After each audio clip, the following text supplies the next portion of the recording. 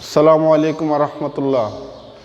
প্রিয় শিক্ষার্থী বন্ধুরা, আশা রাখি তোমরা সবাই ভালো আছো, সুস্থ আছো। প্রিয় বন্ধুরা, ধারাবাহিকভাবে পানপাড়া কলেজ কর্তৃক অনলাইন ভিত্তিক শিক্ষা কার্যক্রমের অংশ হিসাবে আজকে যে বিষয় নিয়ে আমি আলোকপাত করছি সেটা হলো হিসাব বিজ্ঞানের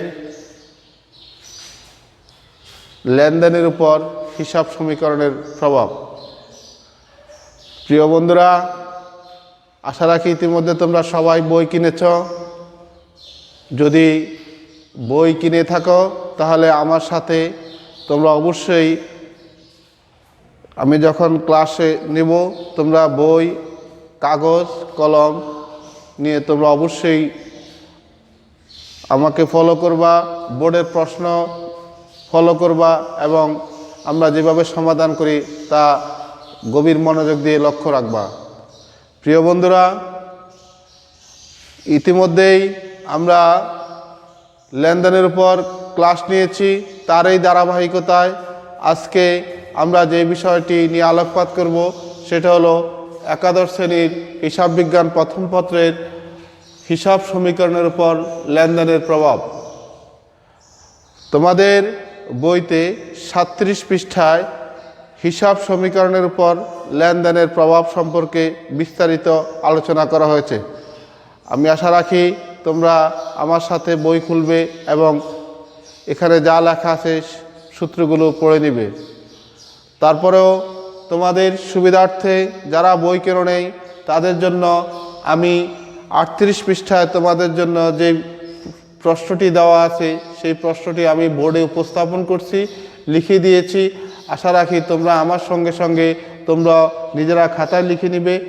খাতায় লিখে নেওয়ার পরে আমরা পরবর্তীতে এর সমাধান করার চেষ্টা করব। আজকে যে বিষয় নিয়ে আমরা আলোচনা করছি সেটা হচ্ছে হিসাব সমীকরণের পর লেনদেনের প্রভাব। প্রিয় বন্ধুরা, তোমরা যারা ইতিমধ্যে কমার্স বিভাগ থেকে, ব্যবসা শিক্ষা শাখা থেকে নবম এবং দশম শ্রেণীতে অবশ্যই এগুলো নিয়ে আলোচনা হয়েছে এবং এগুলো তোমরা পড়েছ। তারপরেও তোমাদের পুনরাবৃত্তির জন্য, তোমাদের ভালোভাবে জানার জন্য আমরা আবারও তোমাদের সেই আগের যে পড়াগুলো সেগুলোকে আমরা আবারও পর্যালোচনা করছি।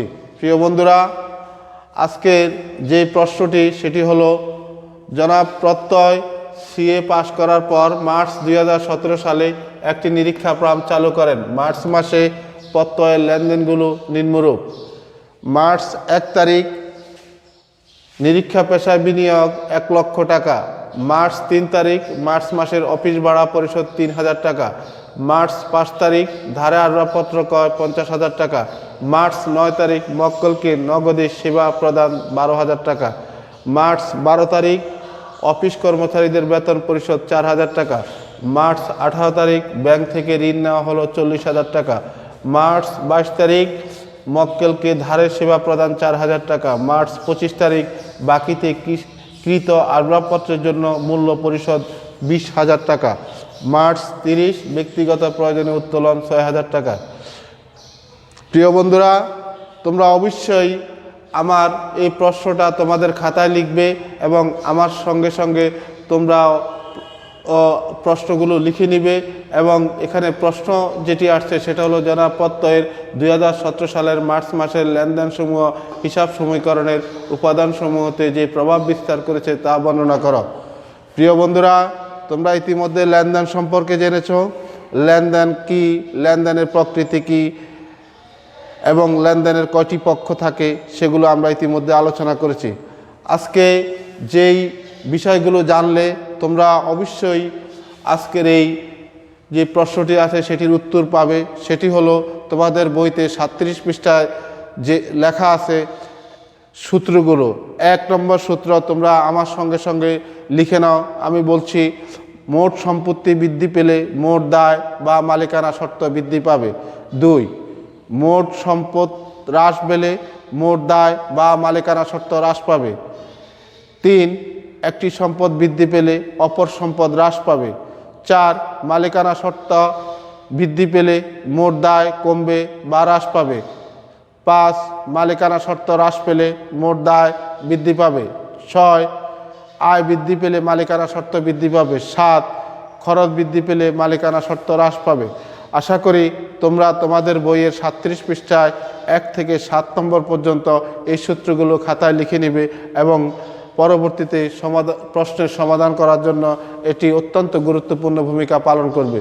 প্রিয় বন্ধুরা, আমি আশা করব তোমরা অবশ্যই ইতিমধ্যে আমার সঙ্গে সঙ্গে এই সূত্রগুলো লিখে ফেলেছ এবং প্রশ্নটা লিখে ফেলেছ।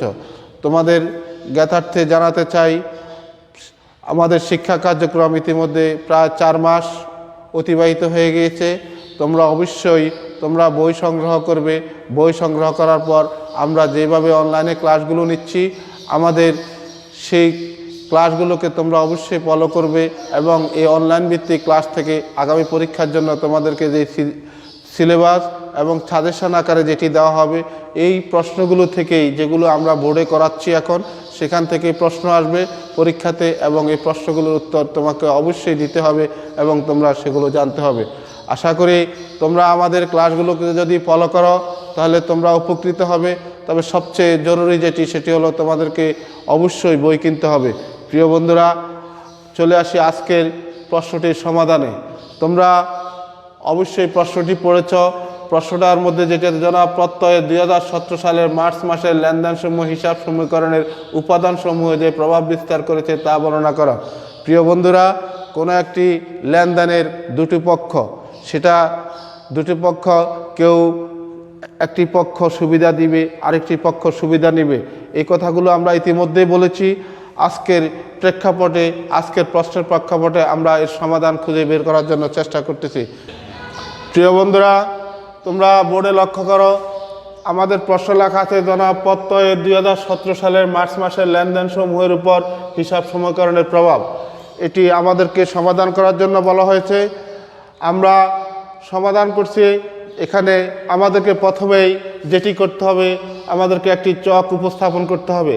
প্রথমটি হলো তারিখ, দ্বিতীয়টা সংশ্লিষ্ট হিসাব শিরোনাম, 3 নম্বর হলো হিসাব সমীকরণের উপাদান প্রভাব A = L + OE। তোমরা ইতিমধ্যে জেনেছো A = asset, L = liability, O = owner security. প্রিয় বন্ধুরা, কোনো একটি লেনদেন যখনই সংগঠিত হবে, সেটি হিসাবের এই যে সমীকরণটি, এর কোন অংশটার উপর প্রভাব ফেলেছে, কি প্রভাব ফেলেছে, সেই জিনিসটাই আজকে আমাদেরকে আলোকপাত করতে হবে। প্রথম প্রশ্নটি যদি আমরা তাকাই, নিরীক্ষা পেশায় বিনিয়োগ 1 লক্ষ টাকা। মার্চ 1 তারিখ নিরীক্ষা পেশায় বিনিয়োগ হলো 1 লক্ষ টাকা। এখানে কয়টি হিসাব খাত এসেছে? আমরা যদি এটি পর্যালোচনা করি, যদি এটার আমরা জাবেদা করি, তাহলে আমরা কি লিখব? নগদান হিসাব ডেবিট, মূলধন হিসাব ক্রেডিট। এখানে দুটি হিসাব পক্ষ আসছে। একটি হলো নগদান হিসাব, যেহেতু উনি নিরীক্ষা পেশায় 1 লক্ষ টাকা বিনিয়োগ করেছে, নগদ টাকা চলে গেছে, আর মূলধন স্বরূপ তার ইকুইটি বৃদ্ধি পেয়েছে 1 লক্ষ টাকা। তাহলে আমাদের এখানে দুটো হিসাব খাত, একটি হলো নগদান হিসাব, দ্বিতীয়টি হলো মূলধন হিসাব। এখন নগদান হিসাবে তাকে আমরা যদি হিসাব বিজ্ঞানের ভাষায় আমরা বলি অ্যাসেট বা সম্পদ, তাহলে নগদ টাকা বৃদ্ধি পেয়েছে, এই কারণে এ বৃদ্ধি, এ বলতে অ্যাসেট বৃদ্ধি বা সম্পদ বৃদ্ধি। আর যেটা দ্বিতীয়টি হলো মূলধন হিসাব খাত। মূলধন হিসাব খাত বলতে এখানে মালিকের মালিকানা সত্ত্ব বৃদ্ধি পেয়েছে, ওনার সিকিউরিটি বৃদ্ধি পেয়েছে 1 লক্ষ টাকা। তাহলে প্রথম প্রশ্নটা যেটা হলো, সেটা হলো আমরা নিরীক্ষা পেশায় বিনিয়োগ করার পরে দুটি হিসাব খাত পেয়েছি, একটি হলো নগদান হিসাব, দ্বিতীয়টি হলো মূলধন হিসাব। হিসাব সমীকরণে কি প্রভাব ফেলেছে? এখানে নগদ টাকা বৃদ্ধি পেয়েছে, এ বৃদ্ধি পেয়েছে, নগদ টাকা সম্পদ এ বৃদ্ধি, আর মালিকানা শর্ত বৃদ্ধি পেয়েছে, যার কারণে ওই বৃদ্ধি পেয়েছে। প্রিয় বন্ধুরা, পরবর্তী ধাপে আমরা আসি। 3 তারিখ মার্চ মাসের অফিস ভাড়া পরিশোধ 3000 টাকা। মার্চ মাসের অফিস ভাড়া পরিশোধ করার ফলে এখানে কোন দুটি হিসাব খাত এসেছে? একটি হলো মার্চ মাসের অফিস ভাড়া দিয়েছে, একটা হলো ভাড়া হিসাব খাত, আরেকটি হলো নগদ টাকা চলে গেছে নগদান হিসাব। তাহলে আমরা এখানে দুটি হিসাব খাত পেয়েছি। প্রথমটি হলো ভাড়া হিসাব, যেহেতু মার্চ মাসের ভাড়া পরিশোধ করছে, যার কারণে এখানে ভাড়া হিসাব আর দ্বিতীয়টি হলো নগদ টাকা পরিশোধ করছে, যার কারণে নগদান হিসাব। তাহলে বাড়া হিসাব করার ফলে আমাদের কি হয়েছে, আমাদের খরচ হ্রাস পেয়েছে, মালিকানা শর্ত হ্রাস পেয়েছে, আমাদের হ্রাস পেয়েছে, আর আমাদের নগদ টাকা বৃদ্ধি পেয়েছে, নগদ টাকা কমে গেছে, হ্রাস পেয়েছে। যদি আমরা আবারও তোমাদের জন্য বলছি, মার্চ মাসের অফিস ভাড়া পরিশোধ 3000 টাকা। এখানে দুটি হিসাব খাত এসেছে, একটি হলো ভাড়া হিসাব, দ্বিতীয়টি হলো নগদান হিসাব। ভাড়া হিসাব চলে গিয়েছে, যার কারণে মালিকানা শর্ত কমে গিয়েছে এবং নগদ টাকা কমে গেছে এবং সম্পদ হ্রাস পেয়েছে, হ্রাস পেয়েছে, হ্রাস পেয়েছে। প্রিয় বন্ধুরা, পরেরটার মধ্যে আমরা আসি, পরের দফায় মার্চ 5 তারিখ। তোমরা প্রশ্নপত্র পড়ো। ধারে আসবাবপত্র ক্রয় 50,000 টাকা। ধারে আসবাবপত্র ক্রয় করার ফলে এখানে কয়টি হিসাব খাত এসেছে? দুটো হিসাব খাত। একটি হলো আসবাবপত্র এসেছে, দ্বিতীয়টি হলো প্রদেয় হিসাব। টাকা দেওয়া হয়নি, যার কারণে এখানে প্রদেয় হিসাব হয়েছে। আসবাবপত্র হিসাব খাতে আমাদের আসবাবপত্র বৃদ্ধি পেয়েছে, আসবাবপত্রকে সম্পদ বলে, যার কারণে সম্পদ বৃদ্ধি পেয়েছে। প্রদেয় হিসাব যেহেতু টাকা দেওয়া হয়নি, এখানে টাকাটা দিতে হবে, যার কারণে আমাদের দায় বা দেনা বৃদ্ধি পেয়েছে। বলতে লাইবিলিটির দেনা বৃদ্ধি পেয়েছে, যার কারণে বৃদ্ধি পেয়েছে, বৃদ্ধি পেয়েছে। আশা করি তোমরা অবশ্যই বুঝতে পেরেছ। মার্চ 9 তারিখ মক্কেলকে নগদে সেবা প্রদান 12,000 টাকা। মক্কেলকে নগদে সেবা প্রদান করার ফলে দুটি হিসাব খাত এসেছে, একটি হলো নগদান হিসাব, দ্বিতীয়টা হলো সেবা আয় হিসাব। নগদে সেবা দেওয়ার ফলে আমাদেরকে নগদ টাকা বৃদ্ধি পেয়েছে এবং সেবা আয় ওনার্স ইকুইটি বৃদ্ধি পেয়েছে, যার কারণে আমরা বলতে পারি এখানে বৃদ্ধি পেয়েছে, মালিকানা শর্তও বৃদ্ধি পেয়েছে। মার্চ 12 তারিখ অফিস কর্মচারীদের বেতন পরিশোধ 4,000 টাকা। এখানে দুটি হিসাব খাত এসেছে, একটি হলো বেতন হিসাব, আরেকটি হলো নগদান হিসাব।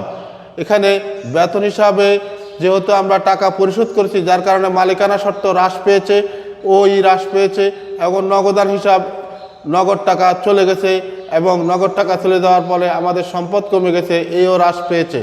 তাহলে আমরা বলতে পারি নগদে বেতন পরিশোধ করার ফলে বেতন হিসাব এবং নগদান হিসাব দুটো খাত এসেছে, মালিকানা শর্ত হ্রাস পেয়েছে, হ্রাস পেয়েছে।